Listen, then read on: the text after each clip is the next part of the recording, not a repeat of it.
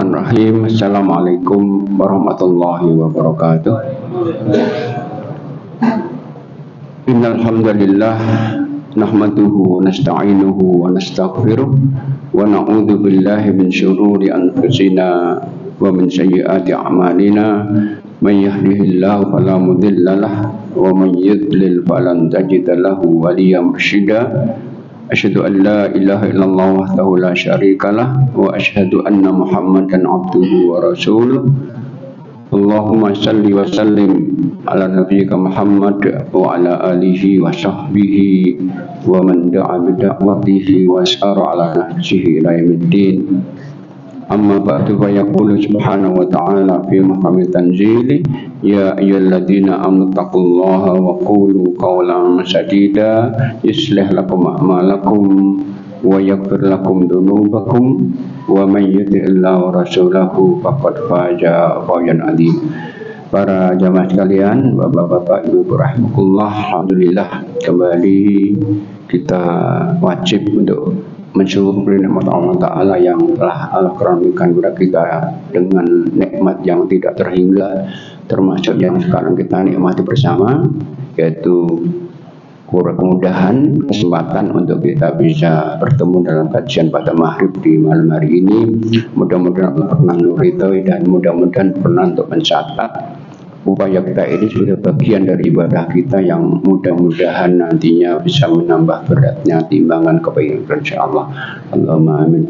Bapak sekalian, kita akan membahas bab tentang nikah ya.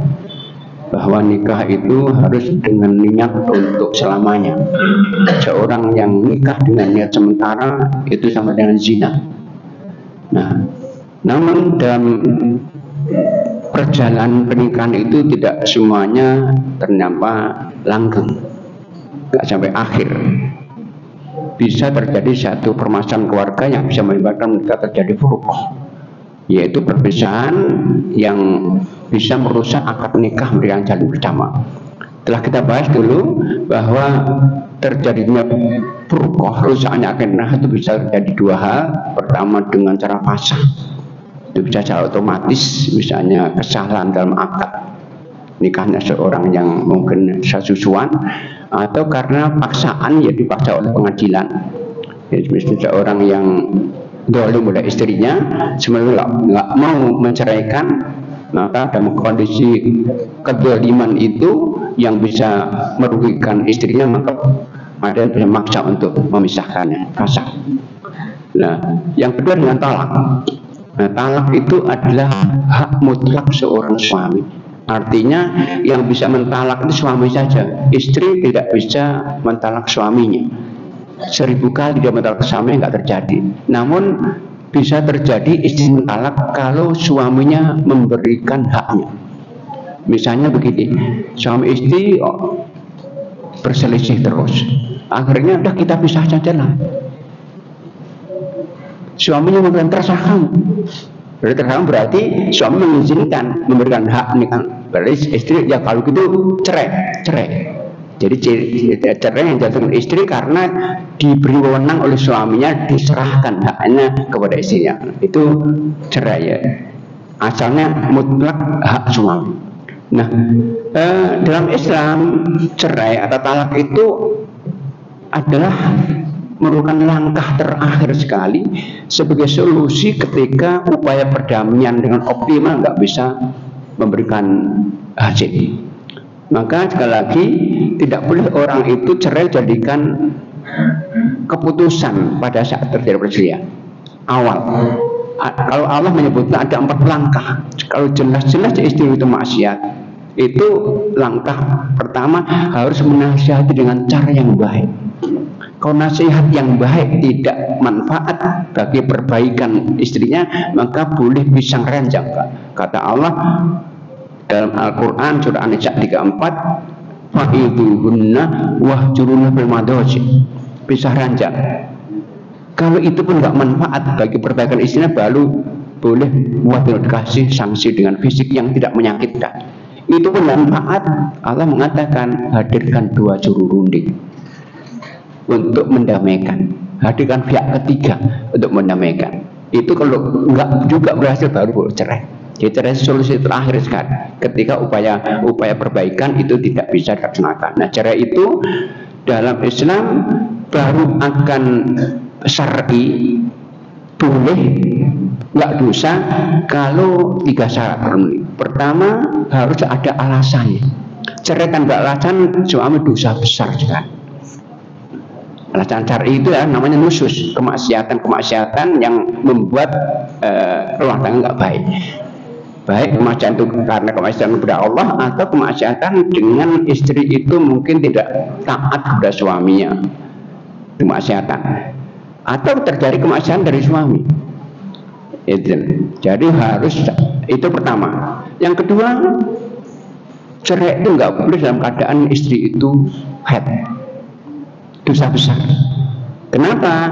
Dengan menceraikan istri dalam haid berarti akan menyiksa istri, memperpanjang masa iddah. Jadi suami itu menceraikan istrinya, istri langsung mengalami masa iddah. Masa iddah itu 3 kali suci. Kalau dia ada karena haid, nanti masa iddah menjadi 4 bulan, 4 kali suci nanti. Mestinya 3 kali sudah boleh nikah lagi dengan laki-laki lain, gara-gara diceraikan dalam kondisi dia haid, maka dia 4 kali suci 4 bulan lama. Dan masa iddah itu kan istri nggak boleh keluar rumah, harus di dalam rumah suaminya, nggak boleh dan tidak boleh interaksi dengan mahram. Nah, maka menyiksa ketika suami mencarikan istri dalam keadaan haid. Nabi pernah marah kepada seorang sahabat, Abdullah bin Umar, itu mencarikan istrinya haid. Maka bapaknya Umar bin Khattab melaporkan ke Nabi, ya Rasulullah, talaqa ibni imra'atahu wa ya haid. Ya Rabbi, Rasulullah, suami anakku Abdullah baru mencarikan istrinya haid. Nabi mengatakan, murhu, perintahkan untuk merujuk kembali. Marah Nabi. Karena dosa besar. Yang ketiga, cerai itu harus sesuai aturan, 1 persatu. Nah, cerai kamu, tapi kalau cerai langsung 2 kali, 3 kali itu dosa besar sekali. Nggak sesuai aturan. Ini cerai. Yang kedua, cerai itu kalau dilihat dari sisi bilangannya, ada cerai pertama dan kedua disebut tolak roj'i, tolak yang mana bisa rujuk kembali tanpa akad baru. Jadi ketika seorang suami mentolakkan 1 atau dan kedua, wanita itu berarti jatuh atasnya tolak roj'i, di mana tolak roj'i itu akadnya nggak rusak, maka masih harus 1 rumah, nggak boleh keluar, nggak boleh suami mengembalikan kepada orang tua, harus 1 rumah. Kata Allah dalam surat 65 ayat 6, askinuhunna, tempatkan tinggal istri yang kau cerai di rumah-rumah kamu sendiri. Karena apa? Ini masa iddah ini adalah masa evaluasi agar berkomunikasi lagi. Maka kalau dalam masa iddah itu kok kemudian mau rujuk, nggak perlu akad baru, bisa dengan 2 cara, dengan ucapan yuk rujuk, aturan berhubungan sama istri langsung otomatis. Maka masa iddah itu karena masih suami istri, maka tetap hak kewajiban tetap terpenuhi. Sehingga kalau misalnya salah satu meninggal, punya hak waris dari pasangan. Ya, itu masa tanam talak 1 pertama yang kedua tolak roj'i. Nah, kalau masa iddah 3 kali suci nggak rujuk, baru jatuh nama talak bain kecil, harus bisa rusak akadnya. Kalau mau rujuk setelah masa iddah selesai, harus akad baru seperti pertama dulu, ada wali, ada 2 saksi, ada ajab kabul, ada mahar. Itu talak pertama dan kedua.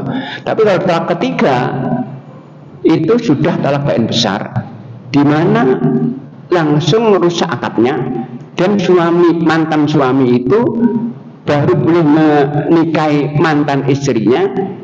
Pertama kalau sudah masa iddah habis, dan kedua mantan istri harus sudah nikah lagi dengan laki-laki lain yang dinikmati oleh suaminya baru, dan ceraikan tanpa rekayasa. Rekayasa nggak boleh.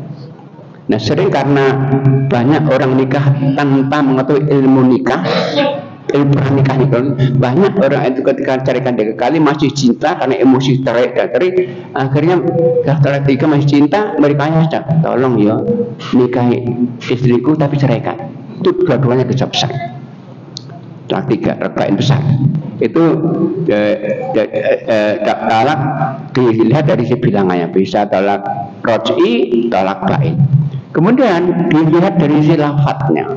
Talak itu ada lafadz sharih, ada lafadz kinayah. Sharih itu lafadz yang jelas menunjukkan arti talak. Berarti saya talak, saya cerai. Kalau suami mengatakan saya talak, cerai lewat ucapannya dan didengar oleh suami istrinya, lewat tulisan dan dibaca oleh istrinya, lewat tulisan dan sampaikan kepada istrinya, maka secara otomatis jatuh cerai meskipun tidak ada niat cerai. Itu gurau pun jatuh, dek saya cerai, jatuh. Itu kalau lafadznya sorry, jelas. Yang kedua, kalau lafadznya kinayah, sindiran. Yuk kita bisa aja lah, kita nggak cocok lagi, kamu yang kurang mau. Nah, kalau suami mengatakan kepada istrinya dengan lafadz kinayah, sindiran, kamu yang kurang mau saja lah, kita nggak cocok lagi. Itu cerai dan tidaknya tergantung niatnya. Apabila suami dengan mengatakan dengan cerai, jatuh cerai. Tapi kalau tidak. Maka kalau suami mengatakan kepada istrinya, kamu yang kurang tamu, istri harus tepat konfirmasi. Maksudnya apa ini? Kalau maksud saya jatuh cerai, kalau nggak cerai nggak jatuh cerai. Itu dilihat dari sisi lafadznya. Ya. Berkaitan dengan cerai ini, karena ini cerai hak suami, istri itu punya hak untuk minta cerai. Nah, ketika istri minta cerai, itu pun harus syar'i, ada alasan syar'inya. Suami zalim, suami nggak beri nafkah, padahal ayah, suami maksiat, itu baru minta cerai. Setelah upaya perbaikan lakukan. Ketika istri minta cerai dan kondisi istri terzalimi, maka suami wajib menceraikan. Ada kasus, ada yang Bukhari, ada seorang laki-laki namanya Thabit bin Qais, sahabat radhiyallahu anhu, punya istri namanya Habibah bin Sahal Ansariyah. Ini sahabat ini Habibah bin Sahal Ansariyah ini mengatakan kepada Nabi, ya Rasulullah, ini la'aqdu ali dinan walhu. Ya Nabi, saya nggak mencela akhlak suamiku, nggak mencela agamanya. Walakin ahsal kufur, tapi aku takut ya Nabi, kufur dalam Islam. Maksudnya apa? Dia nggak ikhlas melayani istri suaminya. Diriwayatkan ini wanita itu cantik sekali, suaminya berhubungan. Maka Nabi langsung mengatakan nggak damai dalam asuhan suaminya. Nabi mengatakan bahwa wanita itu ataridina alaihi hadikota. Apakah engkau siap untuk mengeluarkan mahar? Maharnya apa? Satu kubur kurma sangat luas sekali. Nah, karena waktu sudah tidak tahan hidup dalam asuhan suaminya, ya Nabi tambah pun siap saya. Tidak, itu saja. Kalau siap, saya panggil siap. Maka dipanggillah Thabit bin Qais. Kata Rasulullah kepada Thabit bin Qais, Iqbal hadi bak, kemudian terima maharmu kembali dan carikan istri. Ini namanya khulu disebut. Jadi ketika istri minta cerai karena asalnya, maka suami mengiyakan khulu. Tetap hak talak suami ya, bukan suami. Kalau suami nggak mau, tetap nggak jatuh. Tapi istri bisa mengadukan ke pengadilan. Jadi misalnya istrinya suami zalim terus, tapi istri nggak mau menceraikan, maka pengadilan maka yang menjatuhkan. Namanya khulu.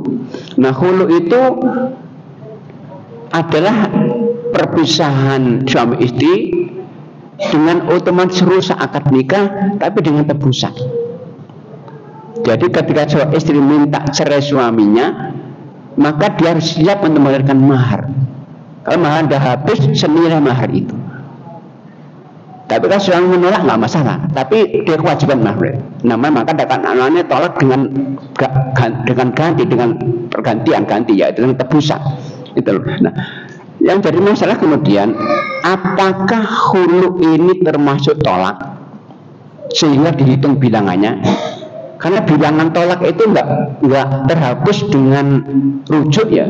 Suami mengatakan saya cerai kamu sekarang, kok kemudian besok rujuk talak 1. 10 tahun lagi cerai lagi, rujuk lagi, talak 2. 2 tahun lagi talak 3, nggak terhapus. Nah sekarang pertanyaannya, khulu itu termasuk tolak atau bukan, sehingga terhitung bilangannya. Ini ada perbedaan, tapi yang lebih benar insya Allah nggak masuk. bilangan tolak. Maka dikatakan tolak khulu itu fasah, yaitu rusaknya akad dengan otomatis dengan sudah rusak. Kalau talak kan tidak rusak, maka talak raj'i namanya. Kalau khulu enggak, dengan minta khulu suami mengerjakan langsung nama fasah, rusak akad. Maka kalau suami itu kok kemudian mau mencerai, kembali merujuk istri yang di khulunya, maka berarti dia harus menunggu sampai masa iddahnya habis. Kalau cerai, masa iddah masih ada, nggak perlu rujuk, nggak perlu akad baru. Ini enggak. Dan masa iddahnya cuma hanya 1 haid saja. Jadi kalau tolak 3 kali suci, tapi kalau khulu hanya 1 kali haid saja. Tapi akad menangannya enggak. Jadi 1 haid, kalau rujuk nanti akad baru dengan akad baru, wali, 2 saksi, ijab kabul, mahar kuat. Itu khulu. Sekali khulu itu adalah cerai atas inisiatif istri, baik diputuskan oleh suami atau pengadilan, dengan kewajiban istri mengembalikan mahar dan langsung rusak akadnya, dikatakan fasah. Maka masa iddah 1 kali haid, maka rujuknya harus menunggu masa iddah habis dan ada akad baru. Itu namanya khulu.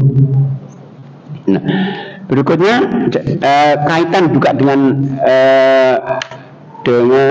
sekarang kalau haid, kalau talak boleh dalam nggak boleh dalam haid, khulu boleh haid. Jadi kalau talak istri haid haram hukumnya, sah tapi haram, dosa besar. Tapi khulu boleh haid karena meminta istri, jika istri siap untuk mengalami masa iddah lebih panjang. Bedanya itu. Jadi kalau cerai itu nggak boleh saat haid, atau khulu boleh dalam keadaan haid. Berikutnya adalah kaitan juga dengan talak, itu namanya zihar ya. Zihar itu dari kata-kata zahar punggung. Pada masa jahiliyah dulu, orang-orang jahiliyah sering menzihar istrinya. Artinya begini caranya, engkau bagiku seperti punggung ibuku. Anta kau dhahri anti wa dhahri. Ketika diucapkan pada masa jahiliyah itu langsung dianggap talak. Jadi ketika suami menyamakan istri dengan punggung ibunya, itu dianggap talak. Nah, dalam Islam tidak. Dalam Islam ketika seorang suami mengatakan engkau bagiku seperti punggung ibuku, itu enggak talak, tapi zihar namanya. Artinya itu dosa besar karena menyamakan, itu mengharamkan ya. Artinya engkau haram bagiku seperti haramnya ibuku. Jadi kata-kata itu, engkau bagiku bagikan ibuku, itu sama dengan engkau haram bagiku seperti haramnya ibu. Maka dikatakan oleh Allah itu dosa besar.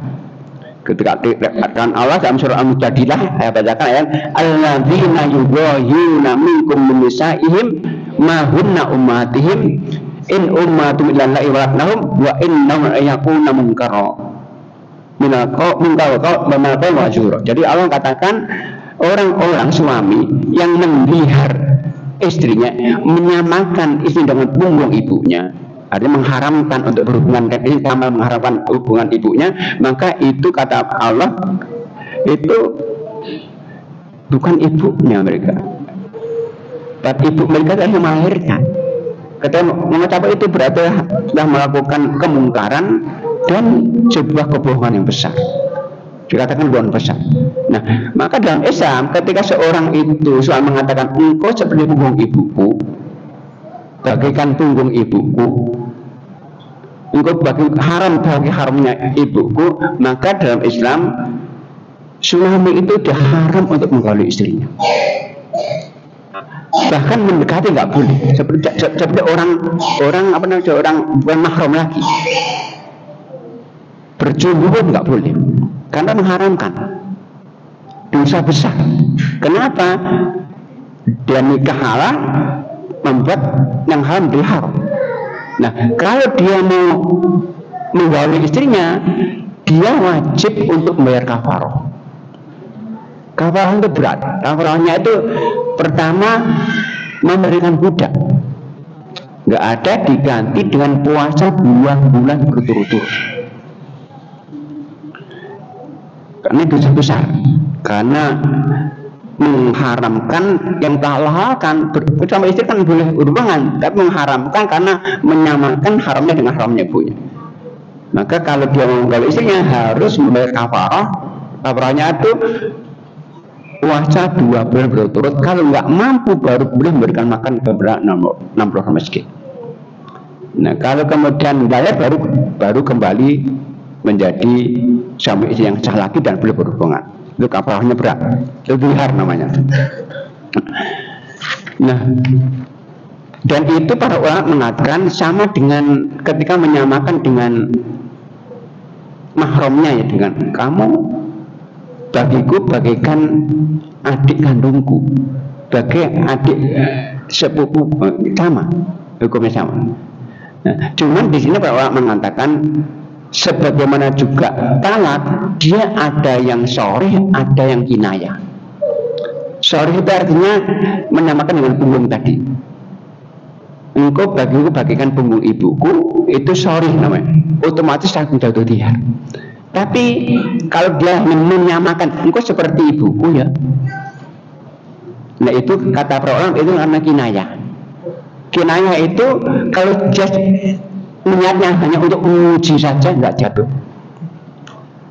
Kok engkau seperti kakakku ya, para orang nggak jatuh kalau niatnya memuji, dan itu baik-baik saja kalau memuji namanya pujian. Tapi kalau niatnya saya jatuh cerai. Itu namanya zihar dengan kinayah. Nah berikutnya yang juga berkaitan dengan namanya ilah. Ilah itu artinya bersumpah. Jadi seorang yang bersumpah untuk tidak menggauli istrinya, bersumpah saya nggak mau menggauli kamu, namanya jatuh ilah.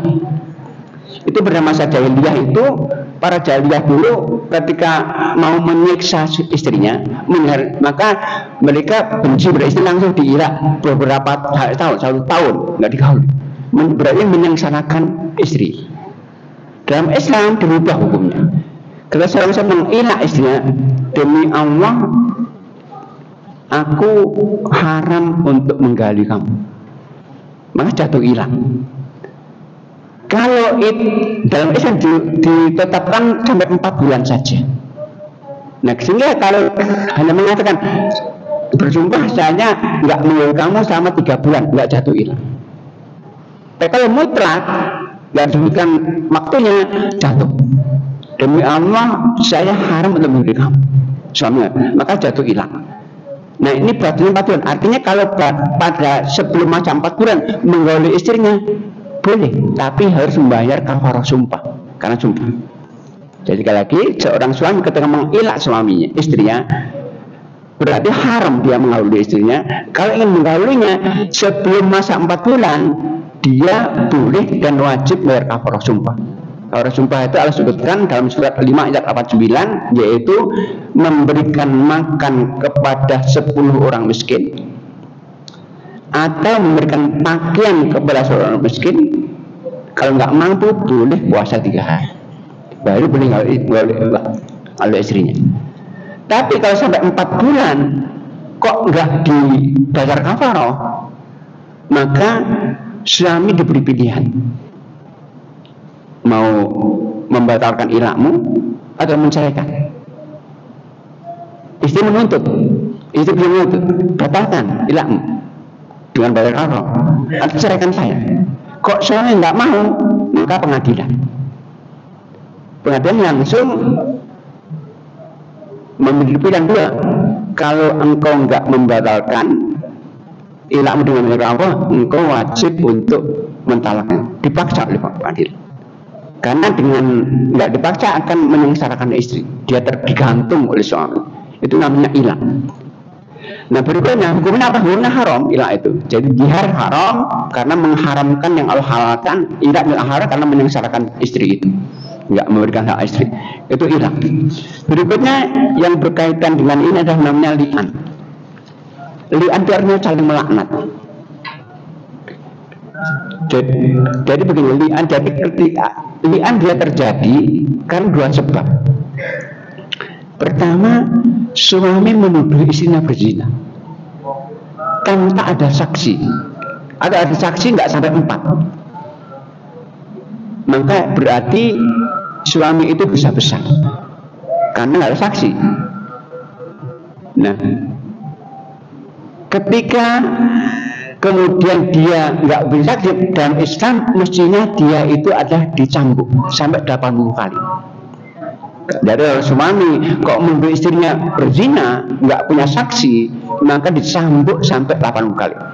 Atau suami nggak mengakui kandungan istrinya mengandung, itu bukan dari anakku, sama itu sama qadzaf namanya, sama menuduh tadi, maka suami wajib didera sampai 80 kali.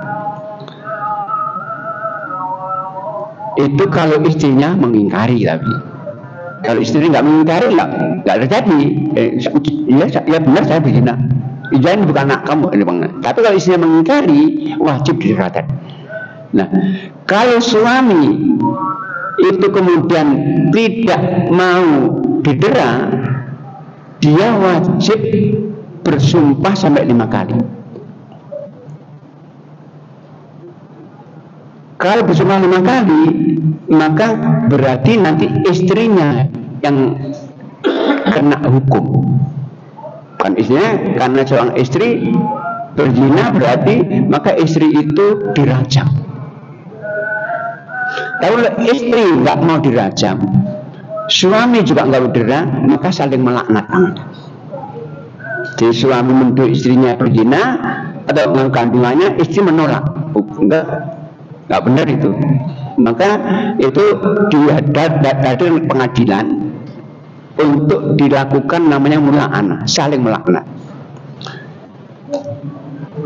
Dengan saling melaknat ini dalam Islam yang melakukan pengadilan, bukan pribadi. Disaksikan orang banyak. Yang pasti salah satu mesti salah, mesti dusta. Maka suami itu berdiri berhadapan di samping orang banyak, maka sebelum dilakukan saling melaknat, disumpah, dinasihati. Karena apa mesti ada dusta? Apakah kalian mau bertaubat? Kalau kemudian suami, ya saya bertaubat, saya ngaku saya menuduh saja, maka berarti langsung didera, batal mula'anahnya. Tapi kalau tetap istri yang bertaubat, ya saya memang berzina, langsung dirajam dan tidak terjadi mula'anah. Tapi kalau tetap nggak mau, maka suami dulu mengatakan begini, dia ada bersumpah dengan pengadilan. Pertama, demi Allah, apa yang saya tuduhkan pada istri saya itu benar adanya. 1. 2, ulang lagi, demi Allah, sungguh yang saya tuduhkan istri saya itu bahwa saya nggak berzina benar. Kemudian yang ketiga, diulang lagi, demi Allah, sungguh yang saya tuduhkan istri benar. Sampai 4 sama. Nah, setelah 4 dihentikan. Pengadilan Anda teruskan atau tidak? Karena apa? Yang kelima itu rawan, berat. Kalau tetap ngotot, ya saya teruskan. Langsung mengatakan demi Allah, yang kelima ini, sungguh kalau saya dusta dengan tuduhanku, laknat Allah atasku. Laknat Allah itu berarti dijauhkan rahmatnya, bisa nggak surga. Nah, kalau itu dilakukan 5 kali berarti suami itu bebas dari dera. Nah, hukuman jatuh pada istri, dirajam. Tapi istri nggak berajam, istri yang kemudian bersumpah 5 kali juga. Pertama, demi Allah, sungguh tuduhan suamiku itu dusta. Kedua sama, ketiga dan keempat sama. Keempat dinasihati. Anda teruskan atau tidak? Kalau nggak teruskan, ya dirajam berarti. Kalau teruskan, mengatakan demi Allah, kalau suamiku itu adalah benar, saya berzina atau ini bukan anak suamiku, maka amarah atasku. Berarti terjadi mula'anah. Konsekuensinya apa? Konsekuensinya kalau sudah mula'anah, ini masing-masing sudah hebat hukuman, suami nggak dera, istri nggak dirajam, namun mereka sudah harus dipisahkan untuk selamanya, nggak boleh rujuk lagi, nggak boleh rujuk lagi. Itu yang kedua. Yang ketiga, suami nggak boleh lagi tuduh zina. Kalau ada menuduh zina berarti kena hukuman qadzaf namanya, hukum menuduh orang lain. Kalau udah bersumpah dia. Ya. Sehingga yang kemudian kok itu berzina itu kena hukuman lagi yang menuduh. Yang keempat hukumannya bahwa anak itu nggak bernasab ke bapaknya, bernasab ke ibunya. Karena suami udah bersumpah sampai 5 kali itu bukan anakku, itu adalah zina. Sehingga anak itu nasabnya ke ibunya. Maka kalau anak itu wanita nanti nggak punya wali nikah, wali hakim. Itu namanya mula'anah. Mula'anah saling melaknat, maka dipisahkan untuk selamanya, nggak boleh lagi untuk rujuk. Nah, konsekuensi dari perceraian itu tentang pisah. Ketika pisah maka ada hukum. Pertama hukum mut'ah namanya. Jadi istri yang diceraikan itu masih punya hak untuk dapat mut'ah, nafkah, selama masa iddah saja. Kita lihat masa iddah, ya tempat tinggal, makan minum, pakaian, semacam mut'ah. Namun kalau kemudian mereka punya anak, akan ditentukan anaknya itu sudah balik atau belum. Kalau anaknya belum balik, itu maka hak asuh adalah di ibunya. Ketika sengketa suami tetap mau, nggak boleh, tetap menangkan oleh ibunya selama bulan. Kok kemudian istri kemudian sakit nggak bisa masuk, suami menuntut, ini istri mantan istri nggak bisa masuk, maka suami tetap nggak boleh mengasuh kepada nenek dari ibunya. Kok neneknya meninggal, nantinya ngasuh ada bibi-bibinya dari ibu itu.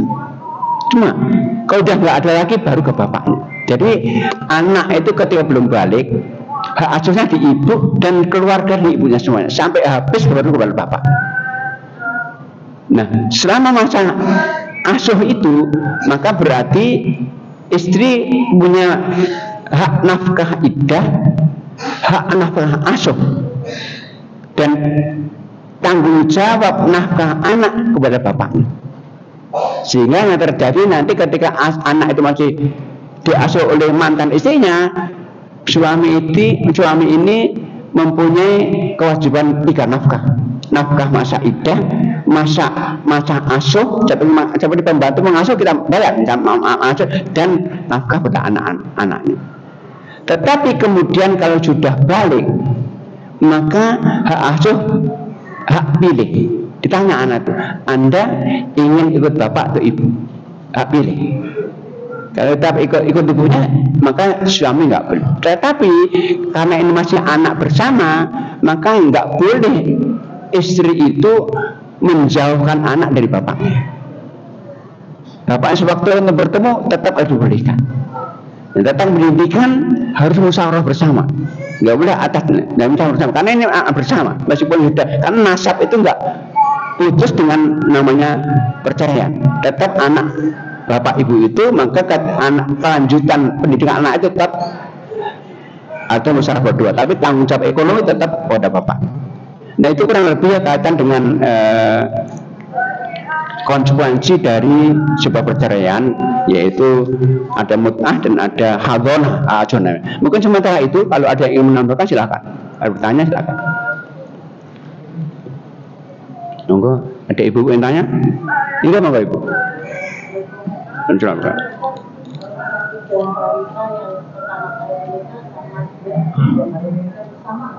Masa iddah cerai dan yang kedua gimana Pak? Sama, iddah pertama, kedua, ketiga sama masa iddahnya. Cerai itu masa iddahnya 3 kali suci. Beda dengan masa iddah di tinggal wafat ya, itu 4 bulan 10 hari. Masa iddah itu masa di mana seorang istri harus tetap tinggal di rumah suaminya, nggak boleh pisah. Kenapa? Itu masih suami istri. Kalau pisah ke orang tuanya nanti ada orang ketiga yang mengujuk-ujukin nanti, nggak kembali lagi nanti. Maka ajak rumah, maka tanggung jawab suami tetap memberikan nafkah, memberikan semuanya. Nah, itu masa iddah sama, yaitu dikali masa dan nikah pertama kedua sudah sama, nggak ada bedanya. Okay. Kalau meninggal itu 4 bulan 10 hari, 4 bulan 10 hari. Itu suratnya Al-Baqarah 235. Jadi masa iddahnya masa meninggal 4 bulan 10 hari. Okay. Ada yang nambahkan? Tanya? Ya.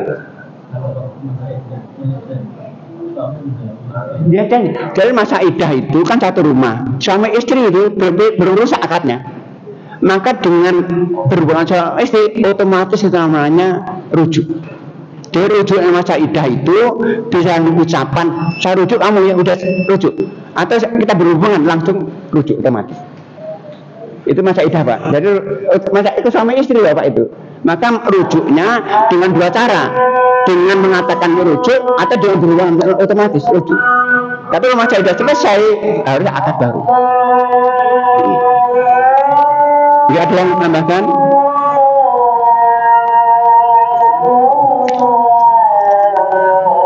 Baik, kalau tidak ada mungkin kita cukupkan ya. Mudah-mudahan manfaatnya. Assalamualaikum warahmatullahi wabarakatuh.